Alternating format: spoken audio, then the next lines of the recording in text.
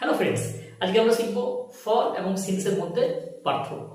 এই ফর এবং সিন্স এই দুই কিন্তু প্রিপোজিশন, ঠিক আছে। ফর মানে কি? ফর মানে হচ্ছে পিরিয়ড অফ টাইম, অর্থাৎ অনির্দিষ্ট সময় বোঝায়। ফর দিয়ে কি বোঝায়? অনির্দিষ্ট সময় বোঝায়। যেমন ধরো, for 3 hours, for 3 days, for 3 months, for 3 years, মানে 3 ঘন্টা ধরে, 2 দিন ধরে, 2 মাস, 3 মাস।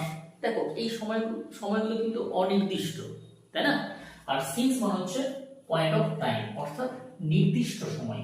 সিন্স মর্নিং মানে সকাল থেকে, সিন্স সানডে রবিবার থেকে, লাস্ট উইক গত সপ্তাহ থেকে, লাস্ট মান্থ লাস্ট ইয়ার। অর্থাৎ আমরা দেখি বাংলায় অনেক সময় বলি না যে 2 দিন ধরে বৃষ্টি পড়ছে, তখন ফর।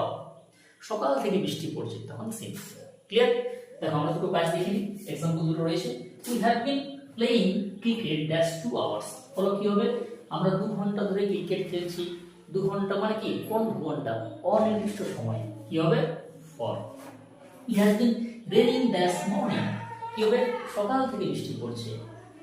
কি সময়? নির্দিষ্ট সময়। কি হবে? সিন্স। ক্লিয়ার?